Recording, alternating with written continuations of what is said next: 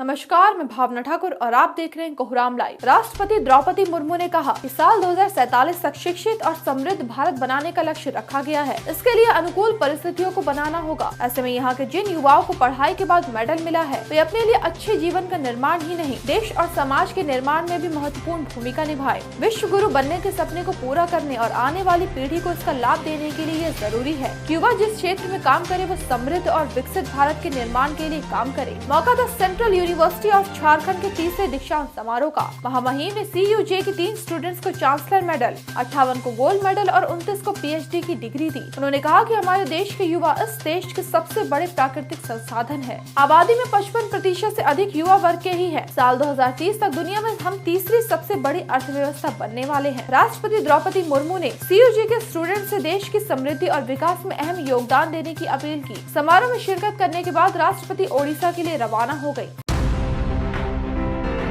CM Champai Soren ने कहा कि यह दीक्षांत समारोह आपके शैक्षणिक विकास में बेहद जरूरी पड़ाव है। आपके द्वारा अर्जित की गई शिक्षा के बाद प्राप्त होने वाली यह उपाधि आपके कठोर परिश्रम और गहन समर्पण का परिणाम है। आप सबके लिए अवसर जितना महत्वपूर्ण है, उतना ही आपके शिक्षकों, मार्गदर्शकों और अभिभावकों के लिए ये भी गौरव का पल है। गर्व और प्रसन्नता के साथ ये उन चुनौतियों के लिए भी तैयार होने का समय है जो आपके सुखद भविष्य को आकार देगा। मौका था झारखंड सेंट्रल यूनिवर्सिटी के तीसरे दीक्षांत समारोह का। CM चंपई सोरेन ने कहा कि ज्ञान से बड़ा कोई धन नहीं है और ना ही हो सकता है। इस ज्ञान के जरिए ही आप भौतिक सुख और आध्यात्मिक संतोष की यात्रा तय कर सकते हैं। राज्य में उच्च एवं तकनीकी शिक्षा के स्तर को शिखर तक ले जाने के लिए झारखंड राज्य सरकार कृत संकल्पित है। मौके पर CM ने 800 ग्रेजुएट्स, पोस्ट ग्रेजुएट्स, रिसर्चर्स और चांसलर मेडल, गोल्ड मेडल एवं PhD की उपाधि पाने वाले स्टूडेंट्स को बधाई दी।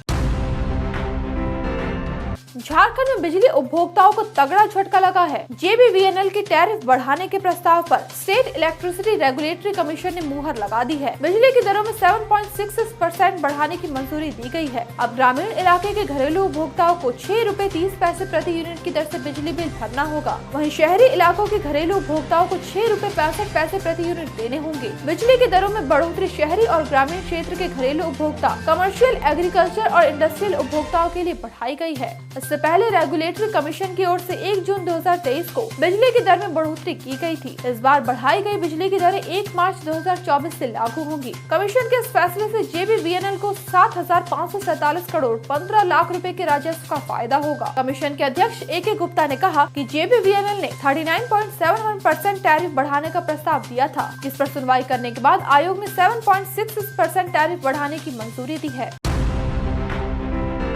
पूर्व CM हेमंत सोरेन झारखंड विधानसभा के बजट सत्र में शामिल नहीं हो सकेंगे। जस्टिस सुजीत नारायण प्रसाद की कोर्ट ने हेमंत सोरेन को बजट सत्र में शामिल होने की इजाजत नहीं दी। मामले में बीते 26 फरवरी को सुनवाई के बाद हाई कोर्ट ने फैसला सुरक्षित रख लिया था।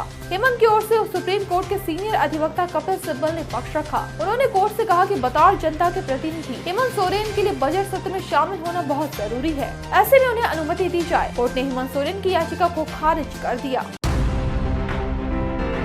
बिहार के तमाम सरकारी स्कूल मदरसा बोर्ड में पढ़ाई लिखाई का समय एक बार फिर से बदला गया है। शिक्षा विभाग के अपर मुख्य KK पाठक ने अपने पुराने आदेश को रद्द करते हुए यह निर्देश दिया कि अब क्लास दिन के 10 बजे से शुरू होकर दिन के 4 बजे तक चलेंगी। वहीं स्कूल के शिक्षकों के आने का समय सुबह 9:45 से होगा। वहीं स्कूल छोड़ने का समय दिन के 4:15 बजे होगा। शनिवार को स्कूलों में लंच के बाद छुट्टी हो जाएगी। स्कूल के नए टाइमिंग को लेकर अधिसूचना जारी कर दी गयी है।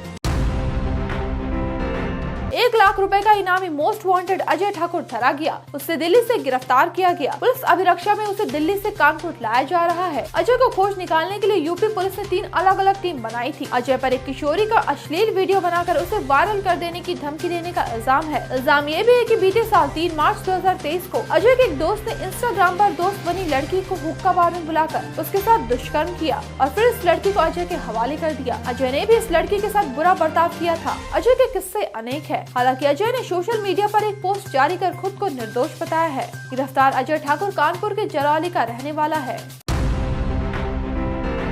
रसगुल्ले उधार नहीं देने पर एक दुकान में जमकर बवाल किया गया। तोड़फोड़ और लूटपाट के बाद फायरिंग तक की गई। इस दुस्साहसिक वारदात को दिन दहाड़े अंजाम देने के बाद संदेही गुनहगार मौके से भाग निकलने में कामयाब रहे। घटना मेरठ के लिसाड़ी गेट थाना क्षेत्र के मदीना कॉलोनी की है। दुकान के मालिक ने थाना में लिखित शिकायत दर्ज कराई है। दुकान मालिक ने पुलिस को बताया कि समर कॉलोनी के रहने वाले दो शख्स अक्सर उसकी मिठाई दुकान से सामान बिना पैसे लिए ले जाया करते थे। पैसे मांगने पर आजकल बोलकर टाल जाते। आज यानी बुधवार को भी दोनों दुकान पहुंचे। रसगुल्ले उधार मांगने लगे। मना करने पर गाली गलौज की और चले गए। थोड़ी देर में दोनों शख्स 3-4 अन्य लड़के और एक महिला के साथ फिर दुकान पहुंचे। इल्जाम है कि सभी ने दुकान में जमकर बवाल किया। मारधाड़ के बाद गले में रखे 1500 रुपए कैश लूट लिए। प्रतिरोध करने पर फायरिंग तक की। किसी तरह छिपकर दुकानदार ने अपनी जान बचाई। वारदात की फैली खबर के बाद पुलिस स्पॉट पर पहुंची और छानबीन शुरू की। पुलिस ने 6 संदेही गुनहगारों को हिरासत में लिया है और उनसे पूछताछ कर रही है।